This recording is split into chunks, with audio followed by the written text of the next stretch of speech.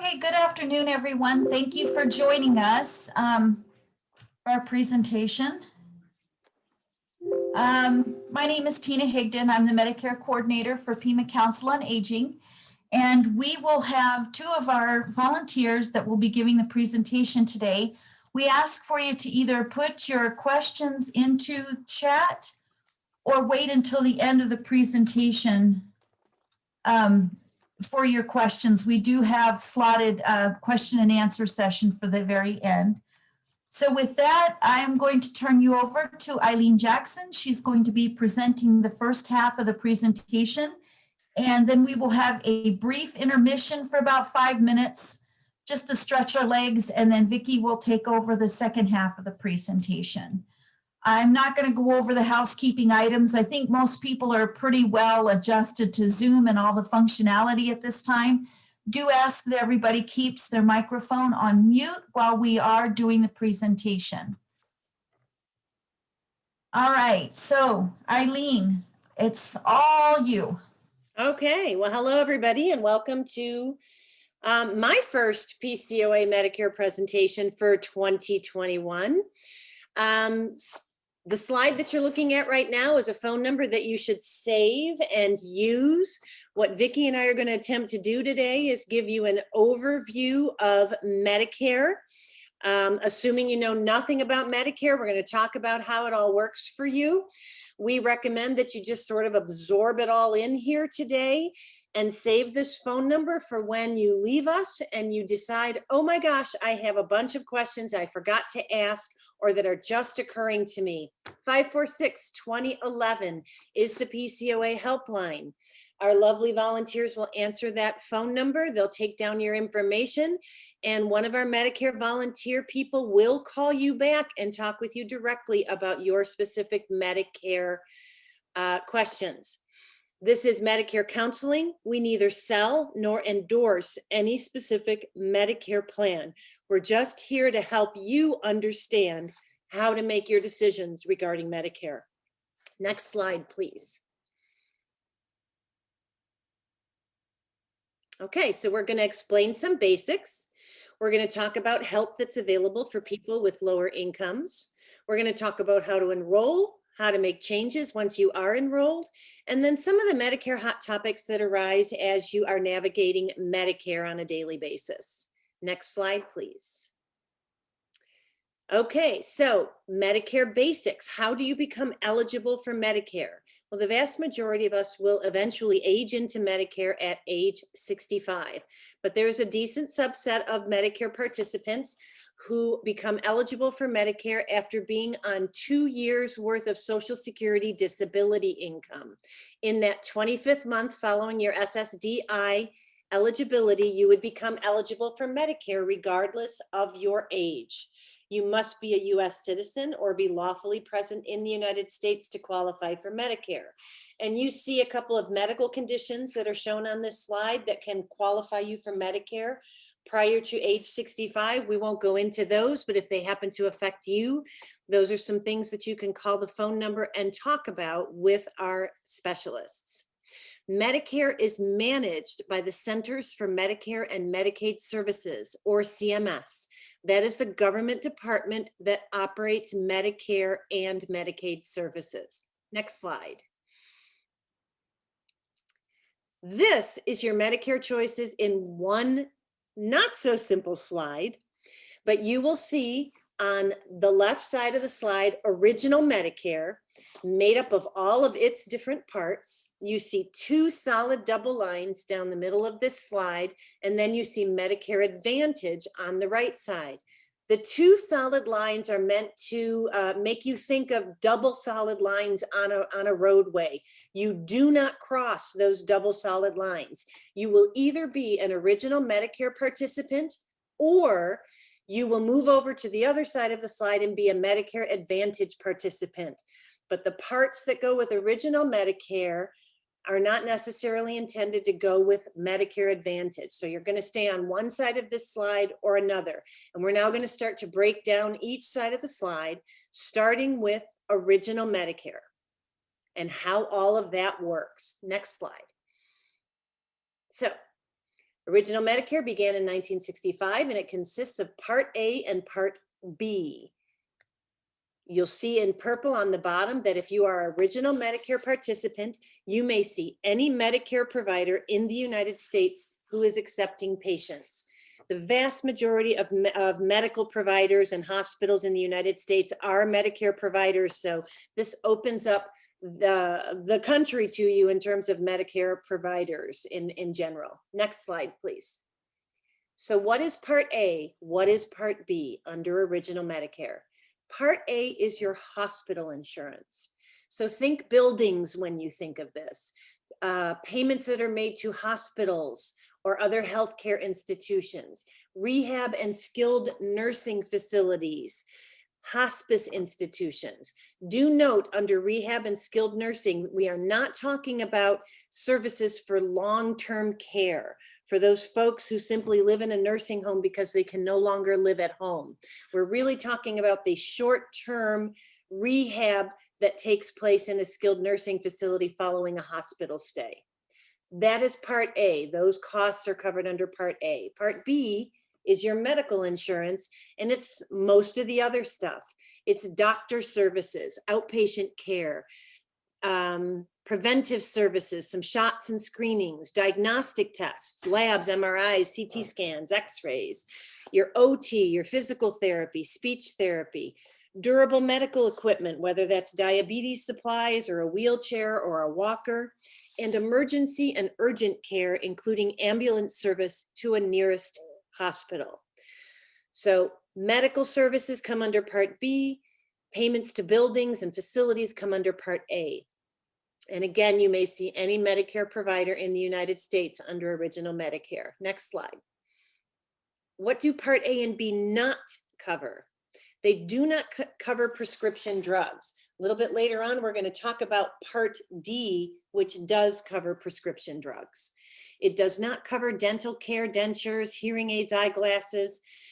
However, if you had a medical emergency that had to do with your ears or your eyes or your teeth, you had a medical injury, that would be covered under Medicare. What we're talking about here is your twice annual going for your dental cleaning and checkup.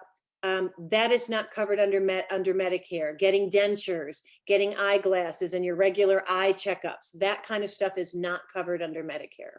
Cosmetic surgery is not covered. Most alternative care is not covered, although you see the caveat regarding limited acupuncture. Custodial and long-term care, again, those people who are simply living in a nursing facility because they have no other place to live independently. And then international travel, including cruise ships. So if you're going to be traveling outside of the country for a specific period of time, you may want to look into temporary insurance coverage to cover that. Next slide, please. So now that we kind of know what Part A covers, what does Part A cost you? So the premium for most people for Part A is $0. I don't say that the premium is free because most people have been paying for Part A out of their paycheck with their Social Security taxes or FICA taxes that have been coming out of their paycheck all their working lives. So those people who have 40 credits, a credit can be considered equal to a quarter of a year. So 40 credits is 10 years of eligible work service, qualifies you for premium-free Part A. You can see people who have 30 to 39 credits, what they would pay per month, and people who have less than 30 credits and what they would pay per month. So as long as you have those 40 credits or 10 years, you would be eligible for premium-free Part A. And that includes non-working spouses. If I was a non-working spouse and my husband had 40 credits, it would qualify me as well for premium-free Part A. Then, once you're in Part A and you have an inpatient hospital stay, there is a $1,484 deductible for a hospital stay per benefit period. So this is different than an annual deductible, which most people are used to. So let's talk about what benefit period means. A benefit period starts when you have been admitted to a hospital, and it ends when you have not received inpatient services for 60 days in a row. So an example, I go to the hospital because I've fallen down, I've broken my leg, and they actually admit me for a day or two.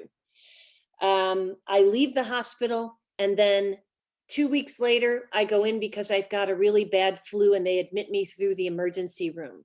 I have not been without inpatient services for 60 days in a row. So I am in the same benefit period, and I would not pay that deductible again because I'm in the same benefit period. If I had waited 60 days post discharge from the broken leg to get the flu and then got admitted to the hospital again, I would pay the $1,484 again. Then you see for the first 60 days, once you've satisfied your deductible, there's 0 copays. Then if you've been in the hospital for longer periods of time, you see those daily copays, which are pretty scary numbers. And the only thing I can say here is that I can't remember the last time I've ever heard of someone who was allowed to stay in the hospital for 60 days, let alone more than 60 days. But in the event you were in the hospital for that length of time, you see those daily copayments. Skilled nursing facilities. Medicare will pay for a skilled nursing facility stay if you have spent 3 consecutive midnights in the hospital first. So once you've met that 3 consecutive midnights and you have to go to a skilled nursing facility before you can go home, you'll see Medicare has no copayment for those first 20 days. 21 to 100 days, you see a daily copay, and then after 100 days, you would pay all costs for that skilled nursing facility. Remember, those are intended to be short-term stays. Then you would pay limited costs for pain meds under hospice service, up to 5% for inpatient respite care, and understand that hospice coverage does not cover room and board. So for example, when my mother was in a skilled nursing facility and receiving rehab after an accident, she decided that she no longer wanted to go through any kind of physical therapy and wanted to elect hospice benefits and just let things happen. If she had stayed in that skilled nursing facility to receive her hospice benefits, those room and board expenses would not have been paid for by Medicare. So she was actually transferred to her home and she received paid for hospice services in her home. Big purple letters at the bottom, Original Medicare does not have out-of-pocket limits. That means, let's say you're in the hospital for a really long period of time, though you've paid that deductible and you're paying those relatively high daily copays, there is no maximum out-of-pocket limit that would stop you from having to keep paying those copayments. So that's very important to understand about Original Medicare. Next slide, please. Part B costs. There is a premium for Part B, and that is for 2021, $148.50 a month for most people. However, if your adjusted gross income from 2 years ago on your tax returns from 2 years ago exceeds the limits shown on this slide, you would be subject to an increased premium. And our next slide will show those numbers. We'll get there in a second. After you've paid your premium, there's an annual deductible for any Part B service of $203. Now, this is truly an annual deductible. So each year you would pay the first $203 of your covered expenses, and then Medicare would generally kick in and pay 80% of the Medicare approved amount, leaving you with a coinsurance of generally 20% of the Medicare approved amount. Please note there is no charge for many preventive services under Medicare. And reminder again, there is no out-of-pocket maximum for your Medicare expenses. So that 20% of your bills, if you had a catastrophic medical year and you were paying 20% of your bills, there's no cap. You will continue to pay 20%. And we'll talk about ways you can mitigate that as we get further along. Next slide, please. This is the slide that will show the plan premiums if you are in excess of some of those income limits. So you see, folks who make 88,000 up to 111,000, these are single folks, if their Part B premium would be a 207.90 instead of the 148.50, and it goes up as you look at that chart. And we'll talk about the Part D premium when we get to Part D. Please note, this is called an IRMA, an Income-Related Monthly Adjustment Amount, or IRMA. You will get a letter from the Social Security Administration if IRMA is going to apply to you once you elect Medicare. Remember, it is based on your adjusted gross income from 2 years ago on your tax return. So if your income has changed considerably now that you're retired and taking Medicare, if it's changed considerably from 2 years ago, there is an appeal right to try to get rid of that higher premium. The letter you receive should give you information about how to go through that appeal. And there's that trustee PCOA number as well. Pick up the phone, call the PCOA experts in Medicare, and they can help walk you through that process as well. Next slide, please. So I scared you a little bit with all of those out-of-pocket expenses and the fact that there is no out-of-pocket maximum under original Medicare. So the federal government recognized that back in 1980, they decided to allow original Medicare users to purchase supplemental insurance from a private insurance company. Those policies, those supplemental insurance policies, are sometimes referred to as Medigap policies. And we're going to spend the next few slides talking about those. Next, please. So Medigap are individual plans. Each person on Medicare needs to have their own plan. So there's no such thing as a family Medigap plan.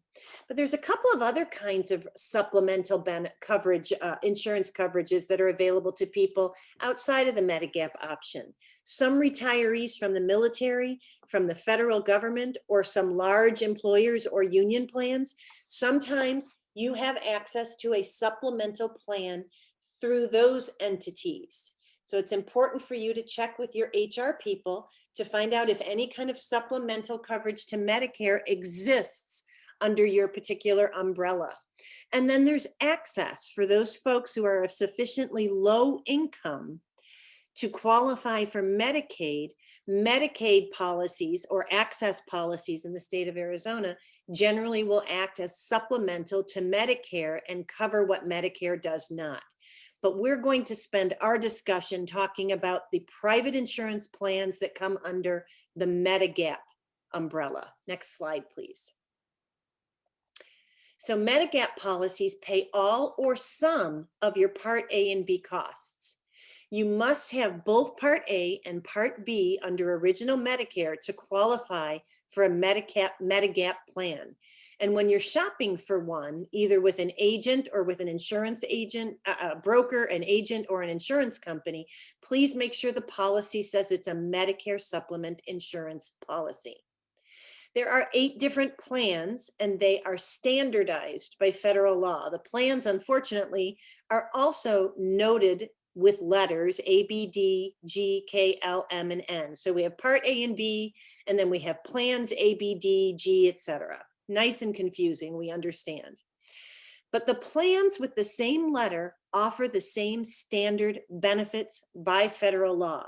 So if you're looking at 3 different insurance companies that are selling you a plan G, don't let someone tell you that theirs is more expensive because their plan G has tons more benefits than everybody else's plan G. In general, a plan G is a plan G is a plan G. 3 different insurance companies may have 3 different premiums, and that may have something to do with their experiences or their losses under those insurance policies, but it generally has nothing to do with benefits because each letter offers the same standard benefits. Now, there's always a caveat with Medicare plans, but some plans do offer additional side benefits. For example, gym memberships, discounts on gym memberships or something like that. Each of those plans, you'll have to ask them individually what some of their additional benefits might be. But in general, the standard benefits are the same between each insurance company. In general, you also cannot purchase a Medigap plan under the age of 65 in Arizona unless you are in end-stage renal disease. Next slide, please. So this is how Medigap plans work, and it's a pretty busy slide, but I'm going to walk you through how to look at it. So if you look down the left-hand side, and you're going to see all of those out-of-pocket expenses that I talked to you about, the hospital deductible, the Part B deductible, the co-insurances for being in the hospital or a skilled nursing facility, all those kinds of things are listed down the right-hand side of the chart. Then you see across the top the A, B through N plans that are available to you. You're also going to see two plans that are shaded in gray called C and F, which we didn't mention before. And that is because those plans are still out there, but they are only available to people who became first eligible for Medicare prior to January 1, 2020. So if you are just becoming eligible now, C and F are not available to you. So let's look at Plan G right down the center where all those 100% are. First of all, you're going to see that the Part A deductible is covered 100% under Plan G. So are the hospital co-insurances for hospital costs up to 365 days. You see the skilled nursing facility costs being covered. And then you also see up in the top, you see the number 1,261. What that is an average annual premium for the Part G plans that are available in Pima County as we speak. Annual, so divide that by 12 and it's a little over $100 a month for a very comprehensive supplemental plan that is going to pay the vast majority of your out-of-pocket expenses that you would incur under original Medicare. The other thing I want to point out is that little 484 number, HD, on top of that column. That refers to a high deductible plan. So you can purchase this Plan G Medigap plan with a high deductible. What that means is the premium is only, this average premium is only $484 a year. But these benefits don't kick in until you have paid out $2,370 of a deductible first. Then the plan will start kicking in and paying 100%. Plan G right now is the most comprehensive, and you'll see A is a little bit different. You'll see L is different. You see all the different levels of coverage. The only difference between the C and F that is not available to you guys is the fact that C and F covers the Part B plan deductible of $203 a year. So G remains, for new people, the most comprehensive coverage you can purchase under Medigap. Next slide, please. So there was, I'm sorry, can you go back one slide for a second? You will see Part B excess charges, second line from the bottom of the chart. What are excess charges? And Plan G is the only plan that covers Part B excess charges. So now back to the next slide. Part B excess charges. This is a good time to talk about the different kinds of participating providers under Medicare. You have what are called participating providers who agree to accept Medicare for your insurance, and they agree to accept Medicare's assigned amount for any given service. Then you have what are called non-participating providers. They still accept Medicare, but they do not accept Medicare's assigned amount for an individual service. And they are allowed to charge at least, I think, 15% more for those Medicare services. Then there are opt-out providers who do not accept Medicare in any way, shape, or form. If you happen to be in an opt-out doctor's office, you would be responsible for 100% of those medical bills. As I said earlier, between the two categories of participating and non-participating, it's in the high 90 percentile, the Medicare medical providers and hospitals that are some form of a participating provider. So back to Part B excess charges. Let's say you're going to the doctor, you have a $100 doctor visit. That is the Medicare assigned amount for a doctor's visit. This is in our example. I don't know if it really is. Medicare pays 80% of that, or $80. If you have Medigap plan A through M, that Medigap plan is going to pay the $20 and you pay $0. If you happen to be with a non-participating provider, they can charge you 15% more, or $115. Medicare is still only going to pay 80% of the assigned amount, or still $80, leaving a $35 bill left. If you're on A, B, C, D, or M Medigap, they do not cover excess charges. They will pay the $20, but you're stuck with the 15. If you're on F or G, they do pay excess charges and you're still paying $0. So that's what a Part B excess charges is, and that tells you the difference between participating and non-participating providers. Next slide, please. So Medigap questions to ask. If you're in the market for a Medigap plan, this slide's a good form for you to use to ask questions of your broker or the agent or whoever you're talking to. How many years has the company been in the market? What's the rating for the company? What's the premium for the age at which you'll be entering this Medigap plan?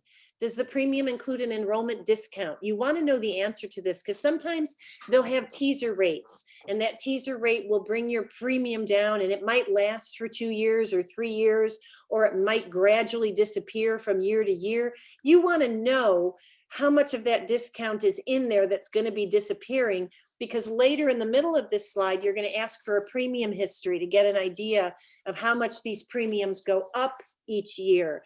And if it's saying that the premiums are only going up 3 or 4% each year, and then in 1 year you got a great big increase, it might be because one of those enrollment discounts is expiring.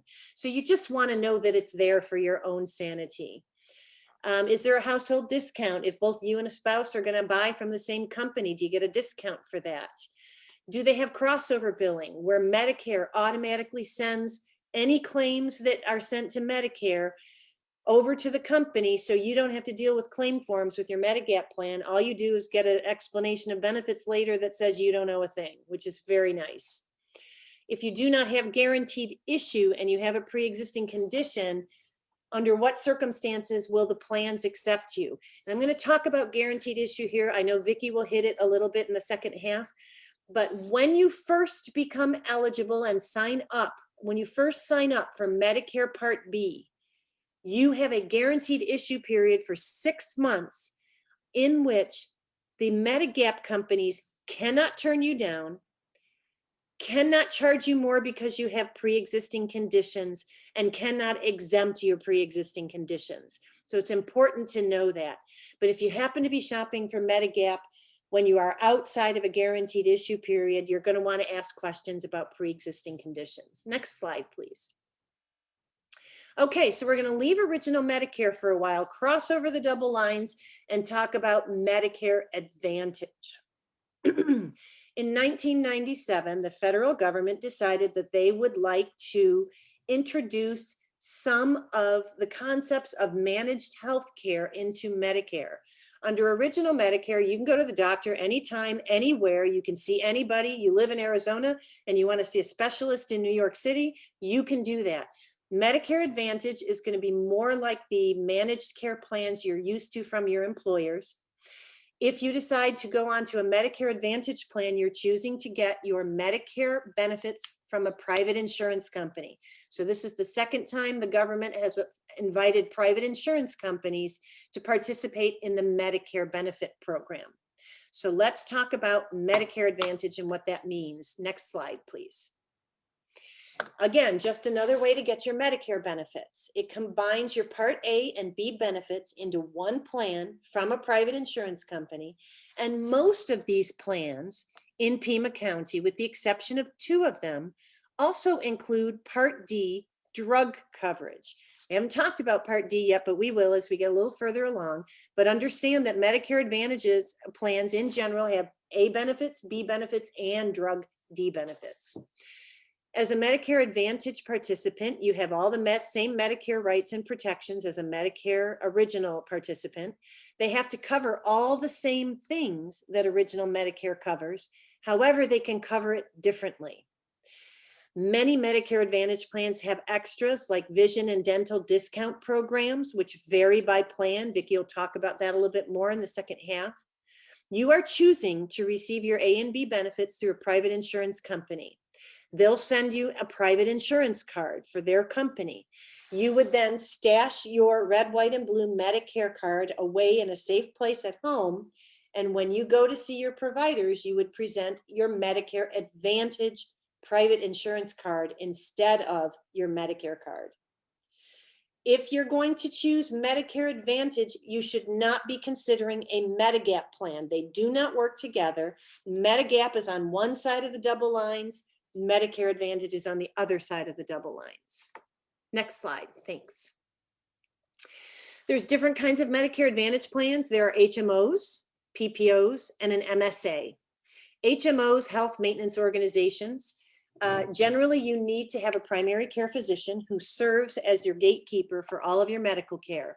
You will more often than not need a referral before you go to a specialist. And you must use network providers because in general, under an HMO, if you are not using network providers, you would not have coverage, with the exception of emergencies that happen outside of your network. Your emergency services would be covered, but anything following up, you better get yourself back to the network in order to have follow-up care be covered. Preferred provider organizations, or PPOs, give you a little more flexibility. They have a network, but they give you benefits outside of the network as well. You simply choose who your provider is going to be. If it's in network, you're going to have a higher level of coverage. If it's out of network, you're going to have a lower level of coverage. You generally don't need to have a primary care physician.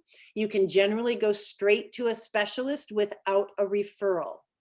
And you may see any Medicare participating provider outside of the network who's accepting new patients. Then there's the MSA, which is a Medicare savings account.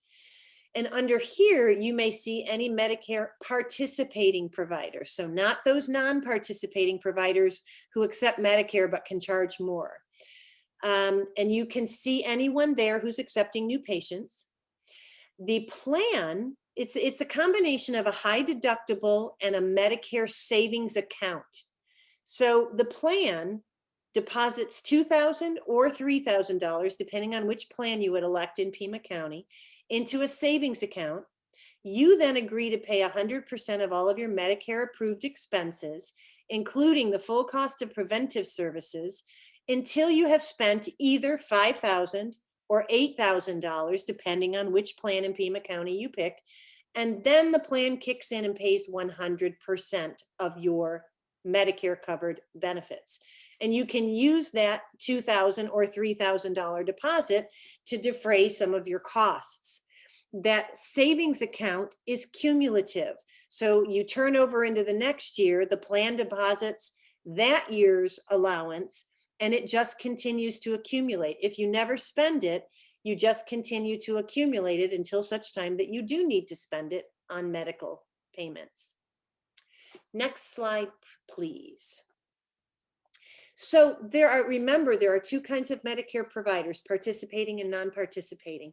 Understand that if you choose Medicare Advantage and you want to go outside of a network inside a PPO, non-participating providers do not have to accept you. They can turn you down because you're a Medicare Advantage member. Even if you tell them that you will pay them cash, they can turn you down. So that's important to know before you decide to sign up for Medicare Advantage. Why is that important? Well, one of the best examples I can come up with is the Mayo Clinic here in Scottsdale. They are a non-participating provider. So if you're in a Medicare Advantage plan and you want to go to Mayo Clinic because you've heard they're the best and you want to go outside of network and get an opinion at Mayo Clinic, they can turn you down. So it's important to know that before you decide on Medicare Advantage. Next slide, please. What are the Part C costs? And I didn't mention this, but Medicare Advantage is sometimes referred to as Part C. Part A plus B equals C, they say, but we refer to them as Medicare Advantage. So even if you're going to be on Medicare Advantage, you're still going to sign up for Part A and B through the Social Security Administration. Everything starts with A and B. You're still going to have the premium of 0 for most people under Part A, and you're still going to have the $148 premium for Part B for most people. Remember, you're subject to an IRMA if you made too much money 2 years ago. And then you have to ask your Part C plan or your Advantage plan, is there an additional premium? Please note the circled 0. There are quite a few PPOs and all of the HMOs, I believe, offered in Pima County that do not have an additional Part C plan premium. But you will see that the Part C plan premiums in Pima County can range all the way up to $69 a month on top of what you're already paying for Part A and B. The 0 premium is really important to think about, because remember I said most of the plans also give you Part D coverage. So when we get to talking about Part D under Original Medicare, we're going to be talking about purchasing another private insurance plan for your drugs. If you're a Medicare Advantage provider with a Part C plan premium of 0, you're going to get that drug coverage for most of the plans for free, included in that 0 plan premium. So that's important to know. So there are deductibles and co-insurances on the HMOs and PPOs. The deductible for most HMOs is 0, and for some of the PPOs. Do note that there may be a separate deductible under your Medicare Advantage plan for Part D drugs. Then you see on this little chart down here the combination of copays and insurances. Primary care doctor appointments can be anywhere from 0 to $35. Specialist anywhere from 0 to $80. Ambulance service, you can see it might be a flat fee or you might pay 20%. You can go through the list on your own, but there are, the last time I looked, and there may be more, about 26 different Medicare Advantage plans offered in Pima County. PCOA has spreadsheets that line these Medicare Advantage plans up next to each other so that you can compare for all the different Medicare covered expenses, how each plan is covered, how each expense is covered under each of the individual plans. So another reason to call that phone number and ask for a copy of that spreadsheet. And I did not mention this earlier, but there is also a copy of a spreadsheet that includes all of the Medigap plans that are available for sale in Pima County that PCOA can provide to you as well. This last little line, or one of the last lines, your out-of-pocket limit, $2,800 to $10,000. This is one of the main ways outside of the provider networks that Medicare Advantage plans differ from Original Medicare. There is an out-of-pocket limit.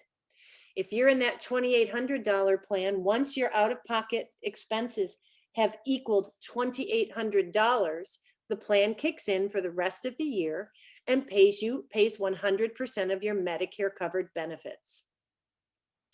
Do note though, the out-of-pocket limit excludes Part D expenses. That is not considered part of your out-of-pocket limit. Next slide, please. So, time to talk about Part D drug coverage. So in 2006, Part D was added to the Medicare suite of benefits because up until that point, seniors had no drug coverage. So let's talk about how this works. Next slide, please. So you must first enroll in either A or B. You don't have to have both, but you may enroll, you have to be at least in one of these parts of Medicare. And then if you're on Original Medicare, you can enroll in a standalone Part D prescription drug plan from a private insurance company, or if you're in a Medicare Advantage plan, most of those plans are going to have Part D drug benefits built into that plan. Each plan has its own formulary or list of drugs covered by the plan. And each plan is set up such that there's going to be a preferred pharmacy, that if you're using it, you're going to get better benefits than if you're using non-preferred pharmacies. And in general, if your drug is not on the formulary, you're not going to have coverage. Under Original Medicare, you may purchase a standalone Part D plan. Please note that Medigap does nothing for you on your out-of-pocket Part D charges. It only pays for out-of-pocket expenses for Part A and B.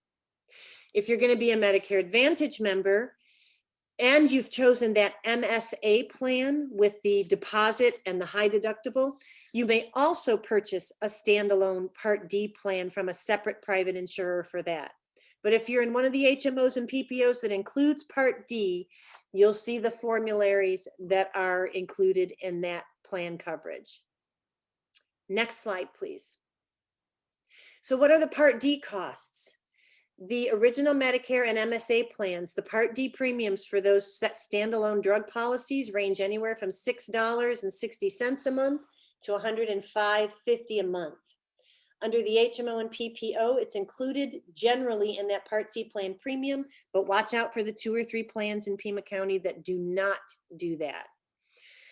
And please note that if you are one of those people that is paying an IRMA adjusted premium for your Part B, you will also pay an IRMA adjusted premium for your Part D coverage as well, even if you're in a 0 premium Medicare Advantage plan. You'll pay a little surcharge for Part D as well. You see the deductible range there from $0 to $445 a month, a year. And then co-insurances. You generally will have a certain amount of co-insurance. Some of the drugs, most of the formularies are broken down into tiers. Tier 1 are going to be those drugs that are really common, basic antibiotics. They're generally going to have a 0 deductible and 0 copay or a really, really small copay. All the way up to Tier 5, which are your designer drugs and the newer, tougher drugs that are fighting cancer and those kinds of things. Those will be subject to deductibles and co-insurance. Tier 1 all the way up to Tier 5. And so once you and your plan have spent a certain dollar amount, you're paying no more than 25% of the cost of the prescription drugs. And then you enter into a catastrophic level. So once your out-of-pocket expenses have reached that $65.50, you get catastrophic coverage where you're going to pay no more than 5% of the cost for your covered drugs. And that resets every January 1, and you go back to building up to that catastrophic level. Part D, no matter where you are, original Medicare or Medicare Advantage, no out-of-pocket limits. Next slide. So there's a whole bunch of different plans you can choose from. There's a bunch of different Medicare Advantage plans with their Part D coverage. There's a whole bunch of standalone plans with their Part D coverage. How in the world, if every single one of them has a different formulary with built into 5 different tiers, do you compare which plan is best for you? Enter Medicare.gov and Plan Finder. Medicare.gov has an electronic plan finder device where you can go in, you can enter in your personal information and the list of all the drugs that you're currently taking while you're making the decision for your Medicare plan. We push a button and we can pick 2 or 3 different pharmacies for you to compare. We push a button and it spits out each plan that you're eligible for. It's going to tell you how it covers your drugs. It's going to tell you if they don't cover your drugs, and it's going to list those plans according to your maximum out-of-pocket expense. So you can sort the plans that will show you, including deductible and all of your co-insurances and your premium payments, which plan is going to be the cheapest for you and still cover all of your drugs. You can do this on your own at mymedicare.gov, or you can call the PCOA number and we can help you do this. And then there is a further option to sign up for a mymedicare.gov account where you'll set up your own username and your password, and then you can really personalize this plan search. And you can save all of your drug information from year to year so that when you're shopping for drug plans every year, you won't have to re-enter all the information. It's going to save that information for you and populate it with any new drugs that you filed claims for during that plan year. So a mymedicare.gov account is really helpful to have, but we can help you with Plan Finder on regular Medicare.gov if you need that help to choose your plans. Next slide, please. Okay, more tips for saving money on drugs. Mail order is sometimes, but not always, less expensive, and Plan Finder will show you those comparison numbers. Costs, of course, are usually lowest if you're using the preferred pharmacies according to your plan. It's always important to compare the cash price with your Part D copayment. So if you're gonna just go into your pharmacy and ask them what the cash price for your drugs are. There's these two websites, GoodRx and needymeds.org. You can pull up coupons for your drugs on there. And so instead of running it through Medicare, sometimes these coupons can help you get those drugs cheaper than if you actually used your insurance coverage. Go figure. If your medication is in that tier 4 or tier 5 with a deductible and a high co-insurance, ask your doctor or your plan for a tiering exception. If it's the only drug that's helping you and you're having trouble affording it, you solicit your doctor to help you appeal with the insurance company to get a tiering exception and maybe more of those costs covered. Also ask your doctor for samples of those drugs, but understand your doc can't provide you with samples forever. If your medication's not on the plan formulary, but it's the only thing you and your doctor have determined work for you, again, work with your doctor and your plan and ask for a formulary exception. And then this last one's very important. Every year, compare your plan coverage during open enrollment at the end, which occurs at the end of each year. We encourage you to shop your drug coverage every single year because your prescriptions may change. The deal that the manufacturer of the drugs have with the pharmacies that are providing it to you may change, and those expenses may go up. But if you're shopping your drug plan every year, you're going to be certain that you're using the most cost-effective plan. And again, PCOA can help you with that. Next slide.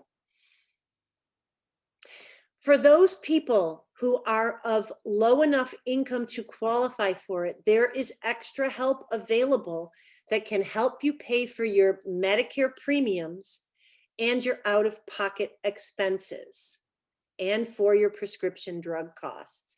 Next slide, please. This is talking a little bit more about what those plans are. These are the state access Medicare savings programs. There's 3 different categories. That first one, qualified Medicare beneficiaries, or QIMBY as we like to call it.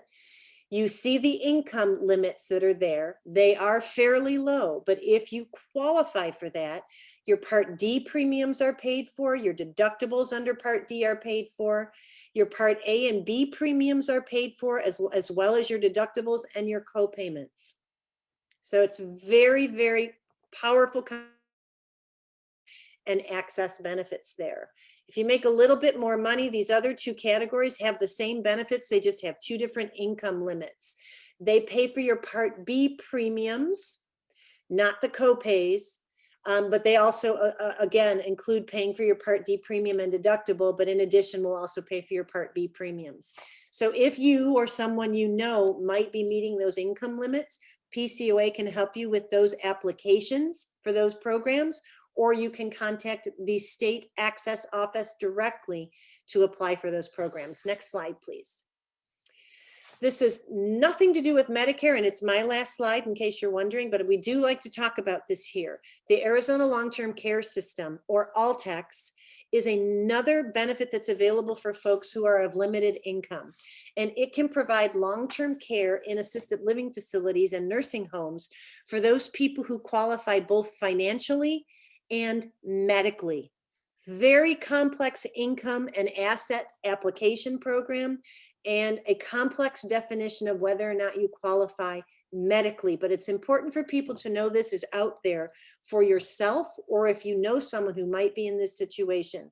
PCOA offers a separate class on ALTCS.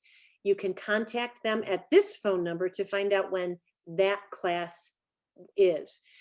I love the little exclamation point. We warn everybody, if you think you want to give away a whole bunch of your assets to get yourself eligible and be poor enough to qualify for this, there is at least a 5-year look back period that they look for in your finances. And if they find that you've been giving away your assets, they can kick you out of the program. So don't do that.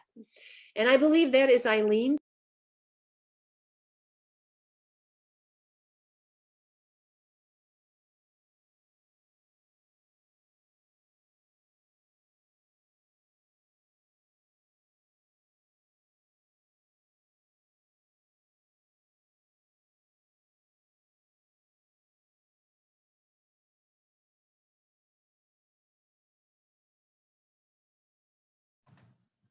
Okay, everyone, thank you for your patience. I have 154. I'm going to hand it over to Vicky to continue our presentation. Thank you very much, Tina. Next slide. There we go.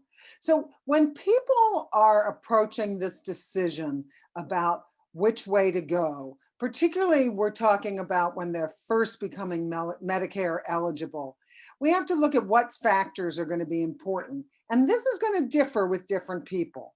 So one thing has to do with access to providers. How do you feel about needing to get a referral from an HMO primary care provider? Some people are used to that from having been in HMOs for a long time, and that may not bother them. Other people may be very used to picking their own providers.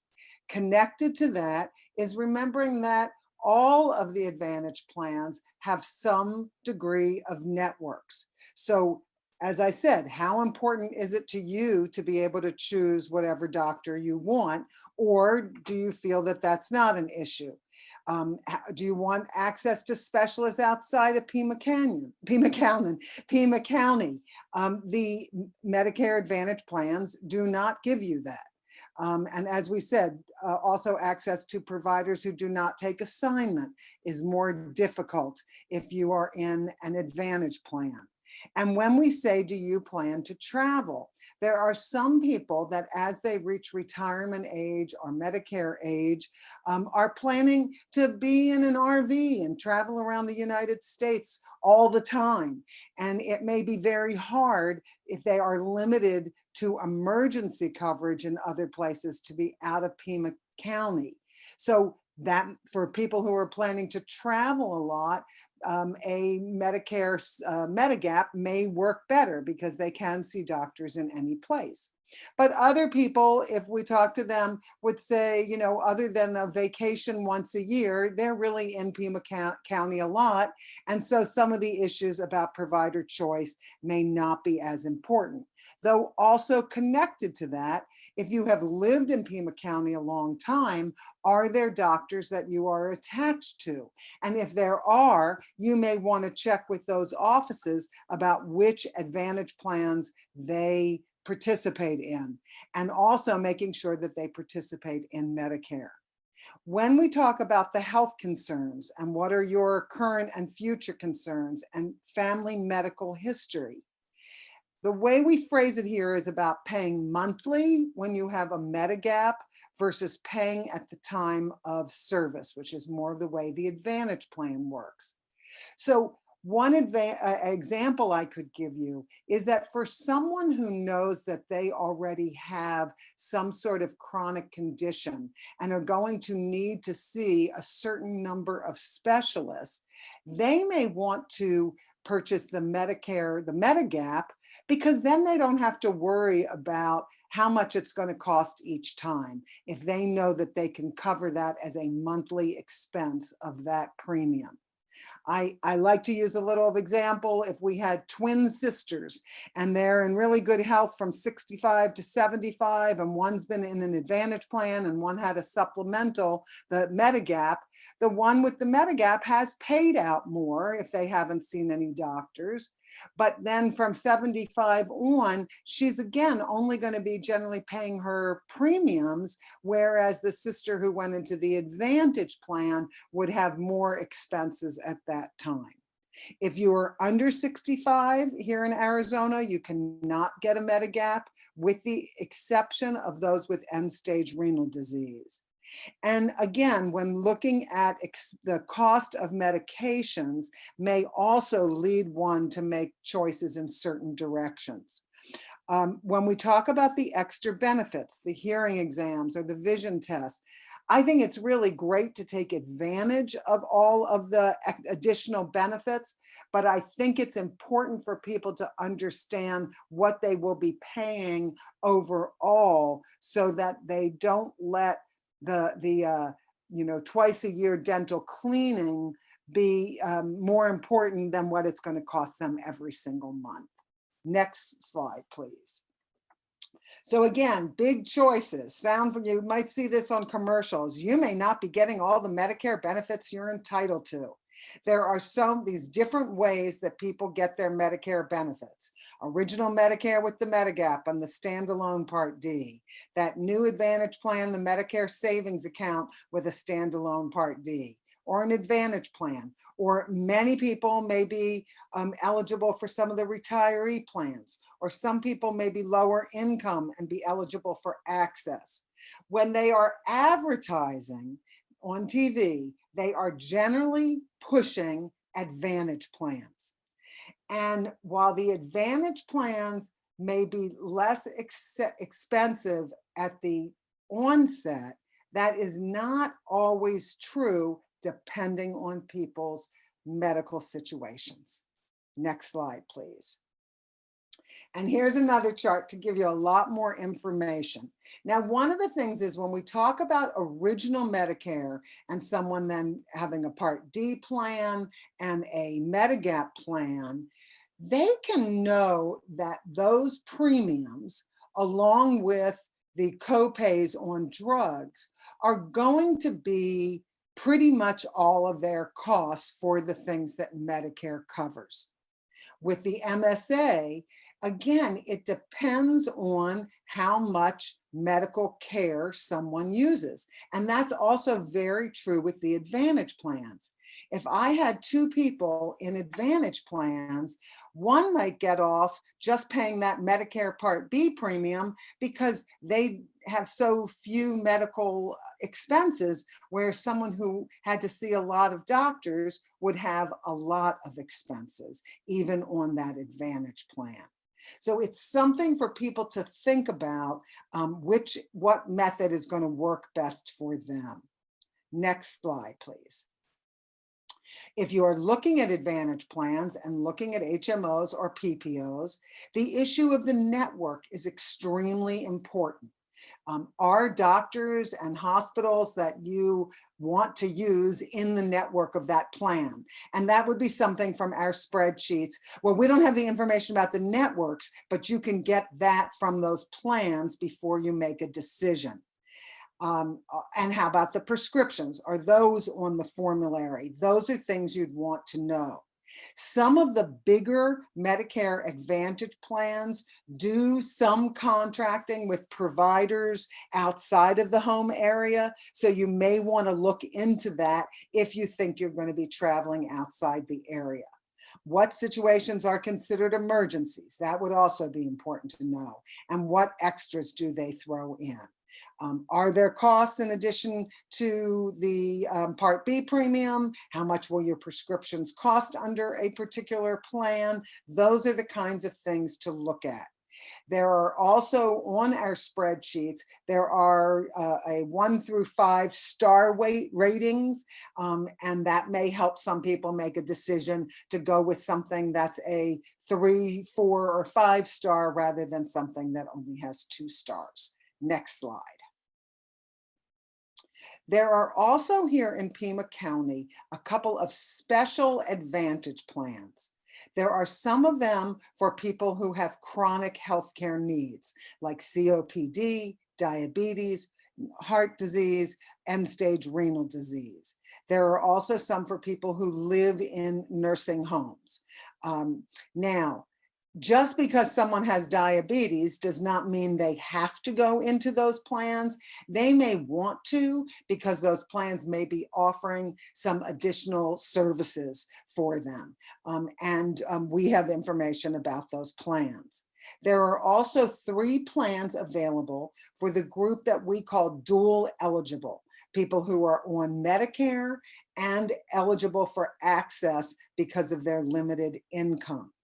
Now, again, does not mean someone has to go into one of these plans, but this seems to work well for many people because then all of the doctors and providers are to accept Medicare and access. So there's less confusion about what's going to be covered. Next slide, please. Okay. So now we have to talk about enrolling in Medicare. And you can see we list on here Social Security website, Social Security national number, the local numbers for Social Security, and also for the Railroad Retirement Board. And that is because the process of enrolling in Medicare starts at Social Security. Next slide, please. Everything, as we say, starts with A and B. You have to start with that original Medicare to be able to get an Advantage plan or get the supplementals and the Part D. Next slide, please. So one thing is there is a group of people who don't have to do anything to enroll in Medicare. For the initial part of Medicare. And that is people who are already receiving Social Security or Railroad Retirement Boards for at least 4 months before their 65th birthday, or who have been receiving SSDI, Social Security Disability Insurance, for 25 months. Those folks will automatically receive their Medicare card in the mail from Social Security. So you do want to be sure that Social Security has your correct address. There is an opportunity to delay Part B, and we'll be talking about that. But if one has this automatic enrollment, there's still the decision about Advantage plans or a prescription drug plan or a Medigap. Next slide, please. If you are not yet taking Social Security, because now 66 or 66 and 2 months is full retirement. So there are a lot of people who are not on Social Security before age 65. So they all get an initial enrollment period of 7 months. So back 3 months before the month they turn 65 to 3 months after. So that's the 7 months to apply with Social Security or the Railroad Retirement Board. Now, we should say if someone enrolled in those months before they turn 65, then their Medicare will start on the first day of the month that they turn 65.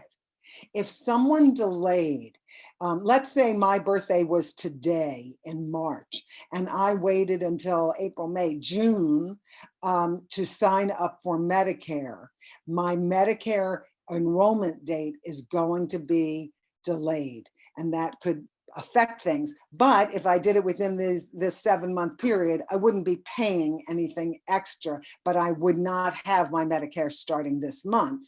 Whereas again, if my birthday was today and I had enrolled in Medicare 3 months ago, my Medicare would have started on Monday. Next slide, please. Now, here's another goofy Medicare thing. If my birthday was on Monday, March 1st, and I had done everything on time, my Medicare would have started on February 1st.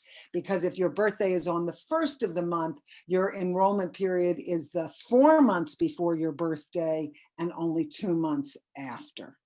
And again, same 7-month period to sign up for an Advantage plan or a standalone Part D plan. Next slide, please. So then we have to talk about how you enroll in C and D, because these are through insurance companies, and there are a lot of companies who offer them. Next slide, please. To enroll in a Medicare Advantage plan, or what we sometimes call Part C, or in a standalone Medicare drug plan, which we often call Part D, you can call Medicare to do it. When you use the plan finder on Medicare.gov, it will have a button that says enroll, and you can go through that and get that process started. Or you can contact the plan directly or use an agent or broker. Do remember that to join an Advantage plan, you must be enrolled in Part A and Part B, but to enroll in a standalone drug plan, you only need one of those. And again, all of this can be done before your Medicare effective date in those 3 months before. Next slide, please. For the supplemental insurance, it's slightly different. Next slide. So again, you could contact the plan directly or through an agent or broker. And when we use the terms agent or broker, an agent generally represents only one plan, whereas a broker represents numerous plans. And please remember that PCOA has spreadsheets with all of the Medigap plans that are available here in Pima County and what seem to be the cost for them at this time. To enroll in the Medigap, you have to have original Medicare Parts A and B. Now, here's where some things that get more specific. While you can buy a Medigap policy anytime an insurer is willing to sell you one, though you can't do that if you're under 65, and you can't do that if you are on access. Please go back to the slide. Please go back one. Yes. There's an issue about the guaranteed issue, which Eileen brought up. If you are enrolling in a Medigap during these first 6 months after your Part B start date, and actually you could do this and get it set up for that Part B start date, or around your 65th birthday if you've been receiving Medicare due to a disability. During this guaranteed issue, you cannot be denied or charged a higher premium during this period. That's really important for people who already have some health issues. I spoke to someone one time who 15 years ago had had a bone marrow transplant. And I can tell you, any insurance company, if they could turn her down for coverage, they would. But when she is in a guaranteed issue period, they can't. Now, if you had no insurance coverage prior to purchasing a Medigap policy, you may have to wait up to 6 months before those pre-existing conditions are covered. Fortunately, there are fewer and fewer people who have no coverage these days. Next slide, please. Do you have retiree health benefits? And the reason we want to talk about this is a couple things. One is that if you don't take those retiree health benefits when they are first offered, or if you disenroll from your retiree health plan, some of them will let you back in, some of them will not. Or you might be causing family members to lose coverage. So you want to be sure you understand about your retiree health benefits. Sometimes people have signed up for an Advantage plan and they maybe had a prescription drug plan through their retiree benefits that would have been better for them or less costly for them. So it's real important to understand what you have as a retiree before making your decisions about Medicare. Some people's retiree benefits are really generous. Some people's benefits are not that generous and they would be better off with Medicare. Next slide, please. So delaying, and this is going to affect some people. Next slide, please. So if you are eligible for premium-free Part A, and remember Eileen talked about people who have worked at least 10 years or their spouse worked 10 years. If you are eligible for free Part A, you may enroll with no penalty anytime during or after your initial enrollment period. So you don't have to worry about the Part A. That you can add anytime if you are eligible for premium free. Now, here's one thing for a small number of people. If you were, let's say I kept working and now I'm 67 and I know I'm going to retire soon. So I sign up for Part A, but because I'm over 65, they may make my Part A retroactive up to 6 months, but no earlier than my 65th birthday. Now, again, for most people, that's not an issue. The people that could impact are those who have health savings account with their employer-based health insurance. That's because you can't be contributing to an HSA while you are enrolled in Medicare. So you want to be aware of that retroactive Part A and stop contributions to your health savings account 6 months before you're going to enroll in Part A. I have been told at one time that Pima County, who does have a health savings account based health insurance program, has ways of taking back the contributions if you're suddenly retiring and are caught in this. And again, if you think you might be affected by this, by all means, ask us. Next slide, please. As Eileen said, very few people pay a premium for Part A, but for those that would have to pay a premium, if they delay, they would have a penalty of 10% of that Part A premium every month for twice the number of years they could have had Part A but didn't sign up. So those folks would want to sign up on time. Now, I would also say that for those who are not eligible for premium-free Part A because they never worked enough and they didn't have the quarters, they may be eligible to get those benefits through access in some ways that they would not have to pay this premium. And again, people should contact us if they think they might be impacted by that. Next slide, please. Many people delay Part B. And the reason for that is that if you or your spouse are still working, so let's go to the second part. No penalty for delaying Part B if you had coverage through your or your spouse's current work and that employer has at least 20 plus employees. Though if someone is getting Medicare because of a disability, they could delay that. If they were getting coverage, the employer has to have 100 employees. So it's only, the delay only has no penalty if it is through current work. VA, COBRA, retiree group health, marketplace does not exempt you from the penalty. So here are the things. The penalty would be 10% of that Part B premium for each full 12 months that you could have had Part B and did not enroll. To avoid that penalty, both having coverage through work and enrolling in a special enrollment period, which means within the 8 months after the loss of that coverage or current employment. Now, many people, if they have continued working after age 65 and not taken Part B, they get everything lined up. They sign up for Medicare before they know they're going to retire, so that their work insurance ends the last of the month and their Medicare starts the very next day. Now, while you have 8 months to enroll in Part B after the end of coverage, you only have 2 months after that coverage ends to enroll in a Part D or an Advantage plan. And again, if people have questions about this, by all means, check in with us, because we hate to have people pay penalties when they don't have to.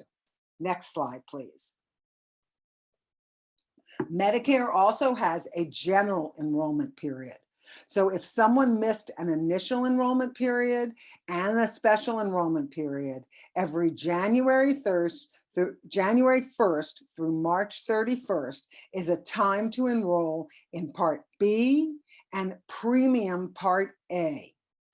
You have until June 30th to enroll in a Part D or an Advantage plan. But here's something important about the general enrollment period. Coverage doesn't begin until July 1st. And if someone would be hit with late enrollment penalties, they will apply. And do remember, you can enroll in premium-free Part A at any time with no late enrollment penalty. Next slide, please. So the marketplace, or ACA, or Obamacare, or whatever anybody calls it, the idea was that marketplace participants should transfer to Medicare when they first become eligible.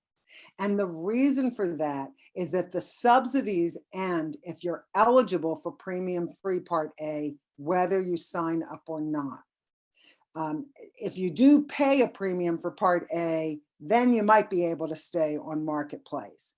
You may pay a penalty for Part A and Part B if you enroll later than your initial enrollment dates. And because those marketplace plans are not automatically canceled, when you are switching to Medicare, you want to notify your plan and you want to make sure not to cancel out family members who are still eligible for the marketplace plan. Next slide, please. COBRA is the insurance that some people have when they leave a job, and they are able to keep insurance from that employer group for a certain amount of time, though they are paying for it. Delaying Part B because you have COBRA does not exempt you from the Part B late enrollment penalty. COBRA is not a Medicare supplement. There are some tricky rules about Medicare and COBRA when someone is on and has end-stage renal disease, and we could help you figure that out. But in most cases, you want to avoid the late enrollment penalty for Part B, and to avoid any penalties with that, make sure you make the switch at the right time.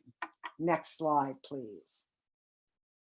Now, before I talk about the penalty on delaying Part D, there are some people who do not need Part D because they have drug coverage that is considered creditable, meaning it is at least as good as the Medicare Part D. And that would be some group health insurance, even for retirees. And if it is creditable coverage, you don't need a Part D. If you are eligible to pick up your prescriptions at the VA, that is also considered creditable. And your drug coverage provider sends you a little card each year, I think usually in January, to say whether that coverage is creditable or not. Now, if someone went without drug coverage and was subject to the penalty when they signed up, they would be paying an additional 1% of the current base beneficiary premium each month for any continuous period of 63 days or more for as long as they have Part D. It's kind of confusing, but most people just try and avoid that penalty. And you do get a special enrollment period of 2 months after the other coverage ends. Next slide, please. So now that you're enrolled, how do you make changes? And this is, again, not for enrolling initially, but for making changes. Next slide, please. Every year, October 15th through December 7th is the annual open enrollment period. October 15th through December 7th, with those changes becoming effective January 1st. You can change Advantage plans, you can change or add a standalone drug plan, and you can switch between original Medicare and an Advantage plan. So while Eileen spoke about that dividing line between original Medicare and Advantage plans, it means you can't be on both sides at the same time, but some people do make changes at different times during, let us call it, their Medicare career. There is also, from January 1st through March 31st, a Medicare Advantage open enrollment period.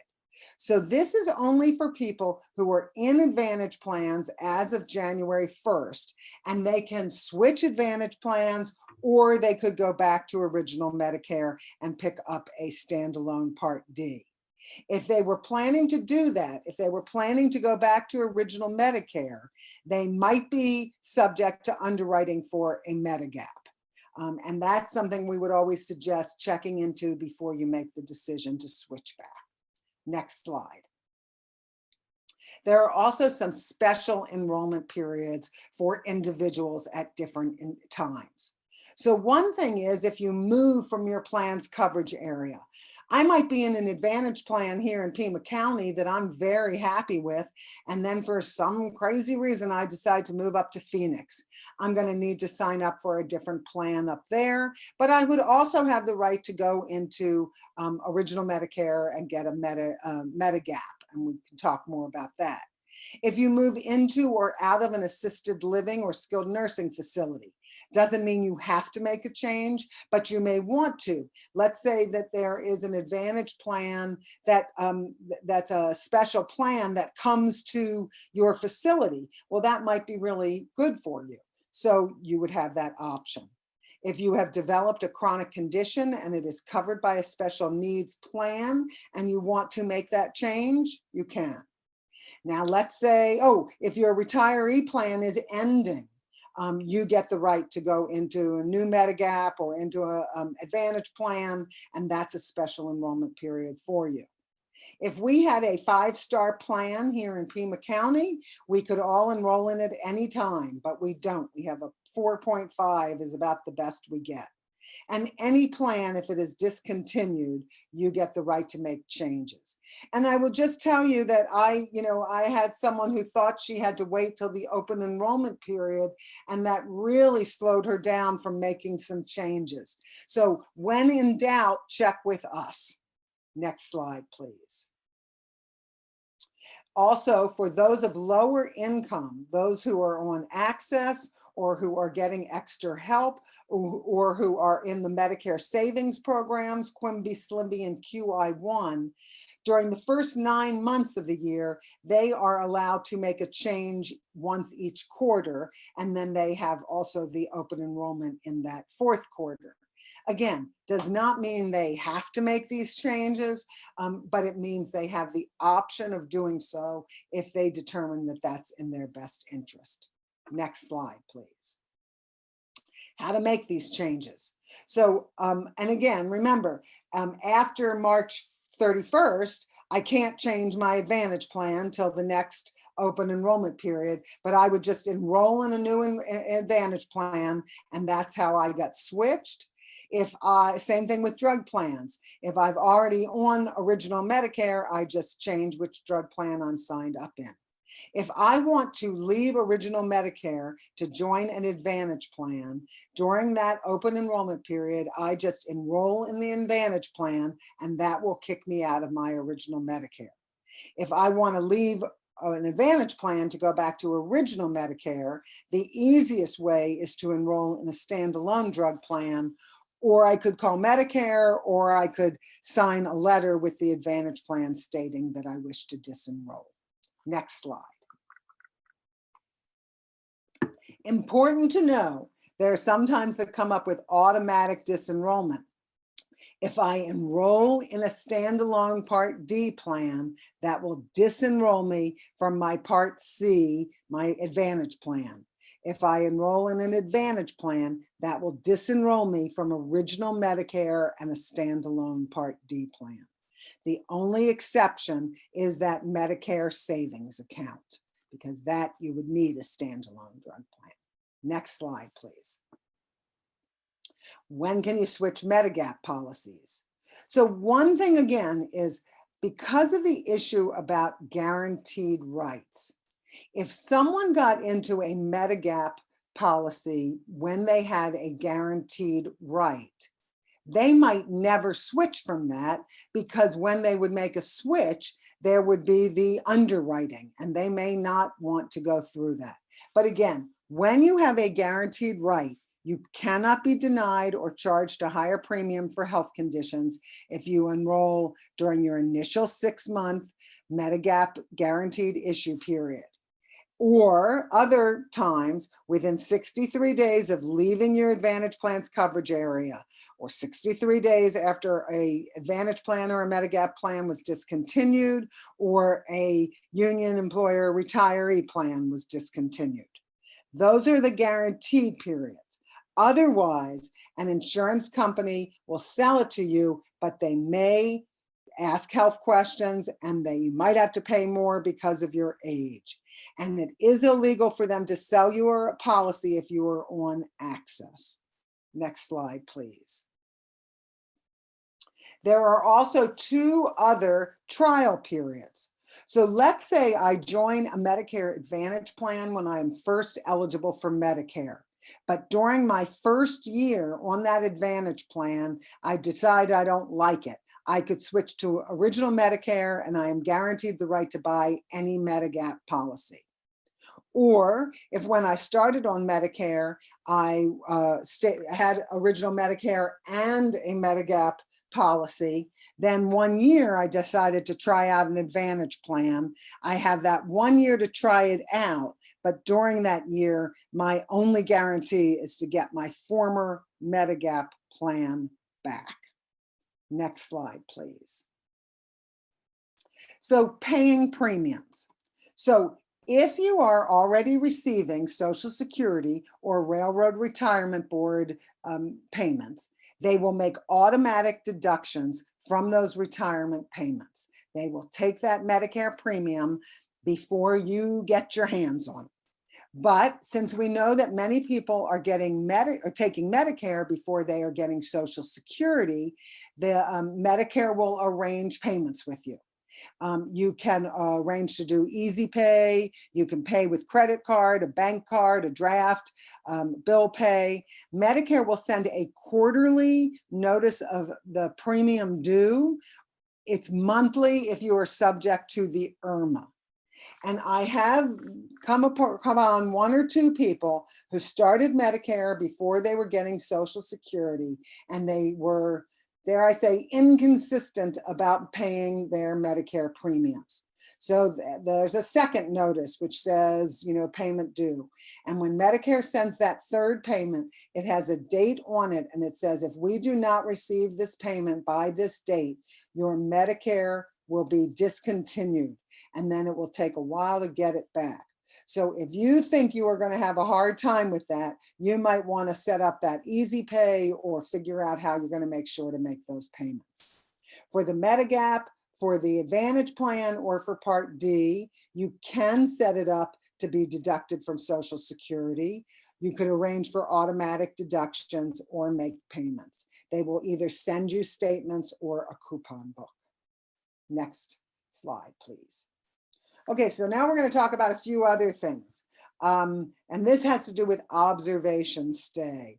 Sort of the pictures look the same. One is an inpatient, one is observation. Next slide. The issue about this starts in the emergency room. And part of it was that hospitals were getting kind of dinged by Medicare because they would have people released from the hospital and then have to readmit them.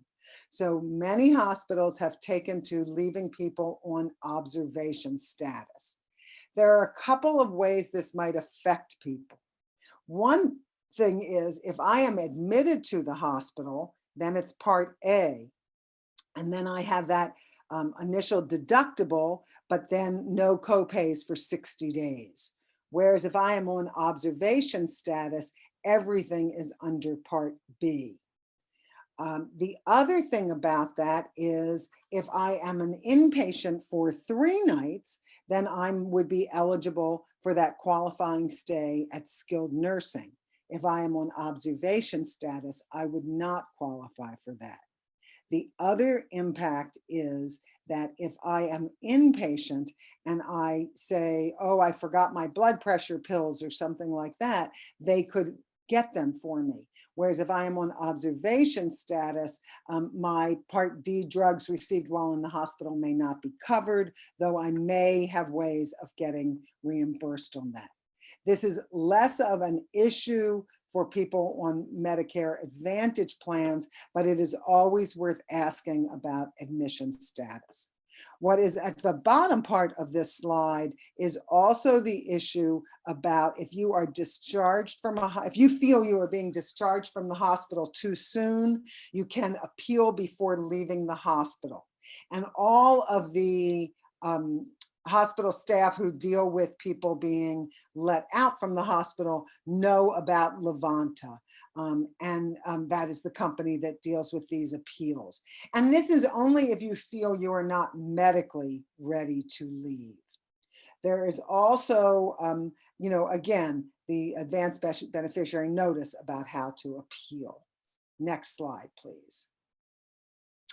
If someone is on observation in a hospital and they are on observation for more than 24 hours, they are expected to get this notice, the Medicare Outpatient Observation Notice, and it should tell them why they are not inpatient and what the impacts of the cost will be. You can't make them admit you into the hospital, but it keeps you informed about what's going on and what your costs are likely to be. Next slide, please. There is also an advanced beneficiary notice of non-coverage for people on original Medicare, and this has to do with Part B. So again, hospital observation, doctor's office, lab, durable medical equipment. So sometimes maybe a piece of durable medical equipment or even a lab test, it's questionable whether Medicare is going to pay or not. And they are expected to tell you the reasons why Medicare may not pay and what your estimated cost would be if Medicare does not pay. And they're wanting you to make a choice and then sign. If you opt for option 1, it says, I want this, bill Medicare. I understand that if Medicare doesn't pay, I'm responsible, but I can appeal to Medicare if I wasn't covered at first. But of course, there is a risk with that Medicare will not cover it, and those costs will be on you. Option 2 is do it, but let's not bill Medicare. And the only example I can give where someone might do that is if the lab or doctor's office is saying, we don't think Medicare is going to cover this, and we only charge, I don't know, $5 for it. Someone might choose to do it and not have it go through Medicare. Option 3 is don't do it, let's stop. I'm going to try and get more information. Next slide, please. Okay, a few other hot topics. Next slide. Durable medical equipment.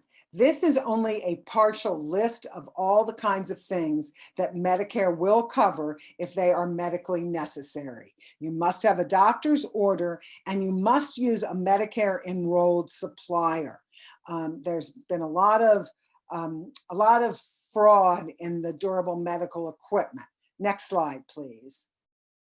One of the issues where fraud comes in is there's a lot of really aggressive marketing.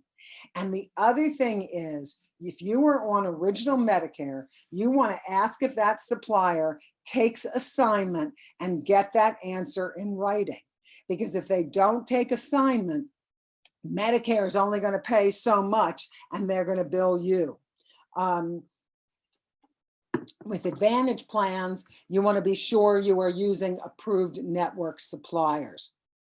There are various rules about durable medical equipment, but durable medical equipment is expected to last about 5 years. So you don't want to be in a contract that works against you.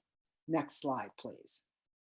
This is one of the examples. There used to be these ads on TV that said, have back pain on Medicare, call us, blah, blah, blah, blah. Will you qualify for a medical grade back brace? And then you see all these words in little letters. Next slide. I'm not going to read the whole thing, but I'm going to read the part that says, I am aware of my rights to protect my privacy, and these rights are waived. I consent to receive information on products not limited to spinal support braces. If I am on a do not call list by opting in, I am waiving this right. So when you call on an ad you see like this, you are setting yourself up to get a lot more calls from people who are working really hard to sell you things. The other thing about this is because what they are going to do is either have a doctor who has never seen you sign off on the back brace, or they send a big stack to your doctor and the doctors don't know what's going on, so they sign off on it. But let's say then your back is still giving you trouble and you go to your doctor a year later and want a better back brace. Medicare is going to say, we won't pay for it because you got one last year and that was expected to last you 5 years. So as I say, if you are on Medicare and have back pain, go and see your primary care provider. Next slide, please. And these are just, again, before replying to the ad, know that for Medicare to cover it, it has to be an approved supplier. You have to have the doctor's order. If there's some upgrades, Medicare's not going to pay for that. You know, there may be a copay. There's a lot of high pressure marketing.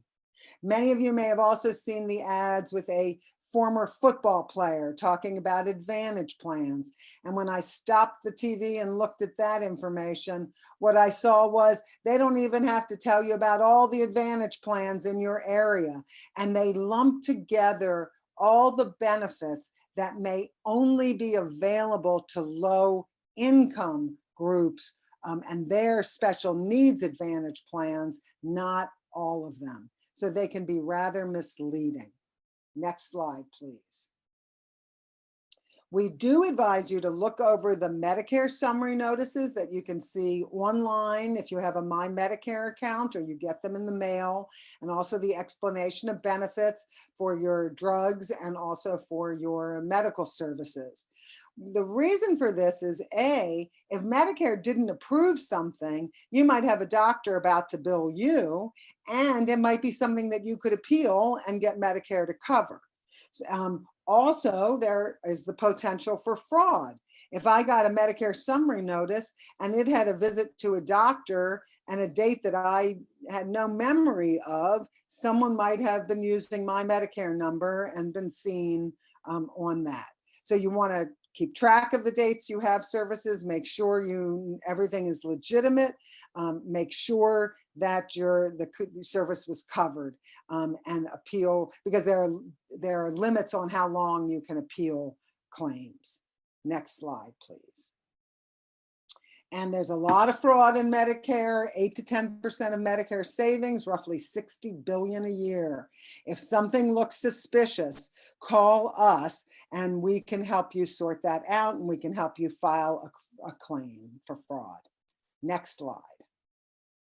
Don't give your Medicare number to callers or someone who comes to the door. Medicare will never ask for a fee or for your personal information. The only people you should be giving the Medicare number to are people with whom you are getting medical services.